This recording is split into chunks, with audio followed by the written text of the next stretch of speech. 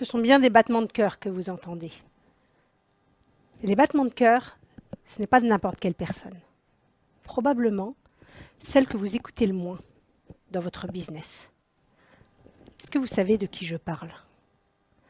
Une entreprise est une personne morale.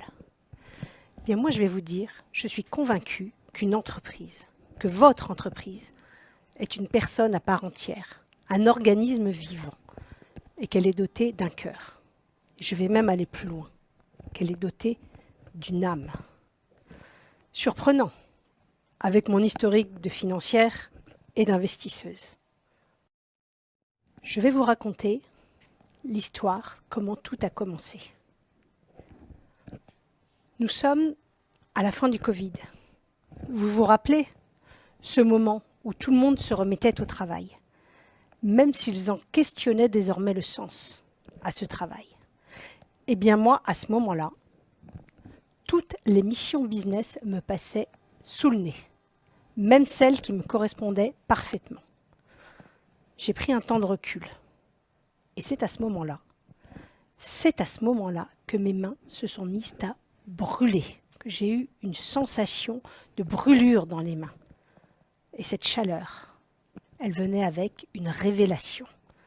Une révélation que je ne pouvais plus continuer à vivre divisée. En étant guérisseuse énergétique d'un côté pour ma famille et mes amis, et directrice financière, investisseuse pour mes clients de l'autre côté. J'avais besoin de combiner les deux. Mais oui, mes mains ont chauffé encore plus. C'était ça, le signal. Je devais m'occuper de l'entreprise organisme vivant, cette personne que je connais bien, avec qui je travaille depuis plus de 20 ans. Et c'est à l'âme de cette entreprise que j'allais me connecter pour aligner sa mission à l'entreprise avec celle de ses dirigeants. Et de là a découlé le modèle Saul. Oui, comme une âme, que je vais vous expliquer ici.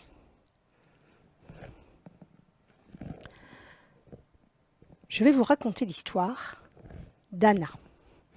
Anna dirige une belle agence de communication, de relations publiques en Afrique du Sud. Impressionnant. Surtout quand elle me raconte ses succès, la notoriété, les clients prestigieux. Voilà, je ne sais pas vous, mais moi parfois je me sens quand même toute petite quand je vois une personne d'une telle carrure. Je me demande, mais qu'est-ce que je vais bien pouvoir faire pour elle? Et puis elle me raconte, Anna, que malgré ce business florissant, elle pourrait se reposer sur ses lauriers, eh bien elle est tiraillée. Elle est tiraillée à ne pas endormir la nuit. Elle a un nœud dans son estomac. Un nœud et cette petite voix qui vient la voir, qui vient lui dire « Anna, il faut voir grand, il faut continuer, aller de l'avant ». Bon là, ça y est, je commence à comprendre un peu mieux où je vais et pourquoi moi. Avec cette multitude de dossiers que j'ai pu analyser et la centaine d'entreprises accompagnées, j'ai bien compris que ce qui fait l'essence de l'entreprise, cette flamme qui la tient vivante, c'est l'âme dont je vous ai parlé. Et c'est cette âme que nous allons aller sonder, écouter ce qu'elle a à nous dire. Rappelez-vous, je vous ai dit que je suis guérisseuse énergétique.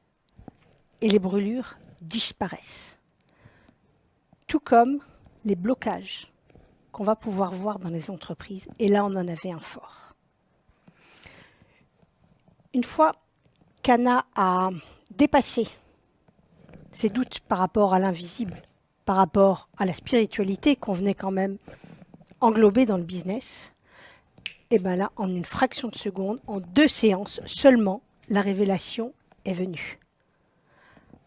Anna allait mettre sa posture publique, elle a une agence de communication, au service de la souveraineté énergétique dans le sens pétrole au gaz, de l'Afrique. Waouh! L'avez-vous déjà entendu? Vous savez, ces moments où vous êtes aux commandes de votre entreprise. En apparence, tout va bien. Et en fait, vous savez, vous, qu'il y a quelque chose qui a besoin de changer. En tant que dirigeant, vous êtes en charge de la stratégie de l'entreprise, de la dérouler. Et d'ailleurs, pour tout financement ou association, ce qu'on vous demande, c'est un business plan qui va servir. Mais nous, en tant qu'investisseurs, on l'écarte, ce business plan, dans un premier temps. Parce que ce n'est que le haut de l'iceberg, la partie visible.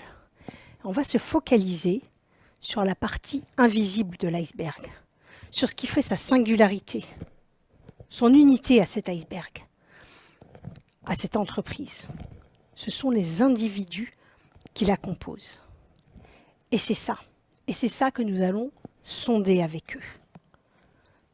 S pour sonder, c'est la première étape du modèle Saul. Ok, maintenant on a une idée. Elle est posée là. Qu'est-ce qu'on en fait? Anna, comme tout dirigeant, ses journées ne font que 24 heures. Comment allait-elle pouvoir injecter une nouvelle activité, aussi exaltante, aussi bouillonnante qu'elle puisse être? Vous imaginez, vous, tout renverser pour remettre quelque chose? Non, bien sûr que non. Donc ce qu'on va aller faire, au début, c'est commencer à orienter. Commencer à orienter son action à elle. Et c'est là qu'est arrivée sa deuxième décision, d'aller elle-même incarner par son image et par sa posture la souveraineté énergétique. Commencer à se positionner, elle, Anna, avec sa force et sa puissance, dans le secteur de l'énergie. Et ce faisant, elle a naturellement trouvé à qui elle pouvait déléguer, à quel manager de confiance elle pouvait déléguer les autres prises de parole. Et c'est là, ce que je recommande, ce qu'on va faire, c'est d'aller sur des quick wins. On ne renverse pas la machine tout de suite. On laisse encore les tableaux de chiffres pour l'instant. On amène cette orientation pas à pas, dans son quotidien et dans l'esprit des autres, dans l'esprit du public. Orienter, c'est la lettre O. C'est la deuxième étape du modèle Saul. Magnétique. C'est comme ça que je l'ai retrouvée, Anna. Quand elle est revenue de sa première conférence sur l'énergie au Botswana, comme un aimant. Elle était pétillante de toute sa personne quand elle me racontait l'osmose avec le public, l'engagement de ses clients.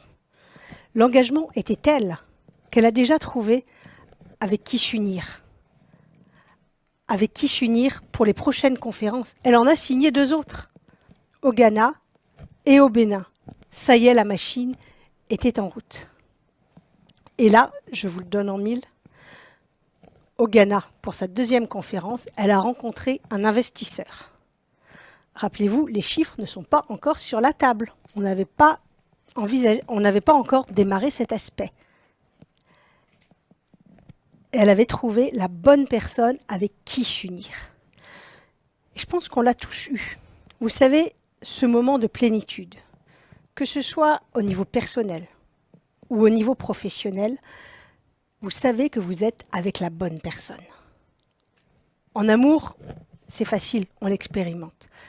Mais dans le binôme dirigeant-actionnaire, dans le binôme entre associés, cofondateurs, dans le binôme manager-employé, cette relation, cette flamme qui vous unit, elle est là aussi. Rappelez-vous, ce qui vous a uni avec les personnes autour de vous, ce moment où vous savez clairement que c'est lui, que c'est elle, que c'est eux avec qui vous voulez commencer cette nouvelle aventure et lui donner corps. Eh bien, unir, c'est le U de Saul, la troisième étape. Vous ne trouvez pas que ça commence à prendre forme? Sonder, orienter, unir. Eh bien, let's do it maintenant. Passons à l'action. Et c'est ce que nous avons fait avec Anna. Après sa visite avec l'investisseur. Ça y est, on a commencé quand même à les mettre. Nous sommes allés chercher les chiffres. Nous avons mis en chiffres et en actions concrètes tout ce qu'elle avait commencé à envisager pour sa nouvelle entreprise. Nous avons monté un business plan. Et c'était le bon moment. C'était le bon moment parce qu'elle était prête maintenant, Anna. Elle était prête à incarner son engagement. Elle était prête à faire vivre les chiffres, à leur donner corps et à pouvoir parler avec son futur actionnaire. Et ça, c'est quelque chose de fondamental.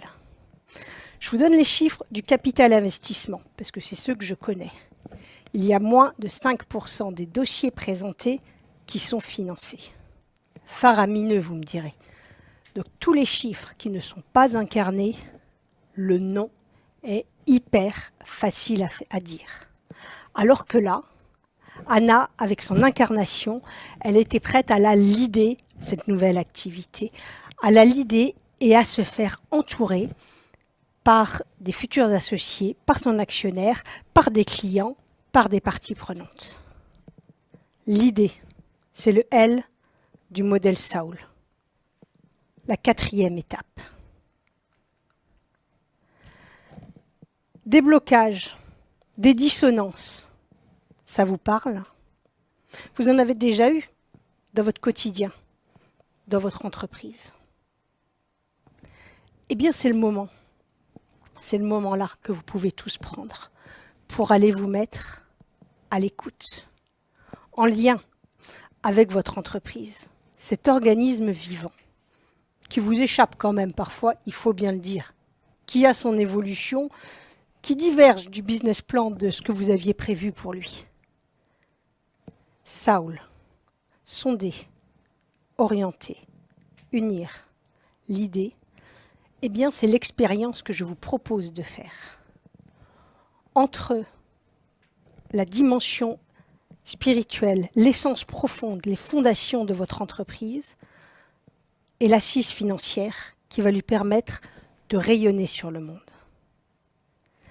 Et pour vivre cette expérience, j'ai le plaisir aujourd'hui de vous offrir un audit flash de 30 minutes. Vous choisissez ce que vous voulez, un blocage, une indécision, une perturbation ou au contraire un élan profond.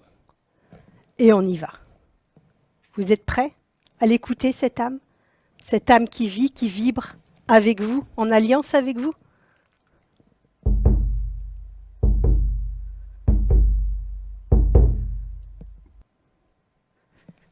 Merci.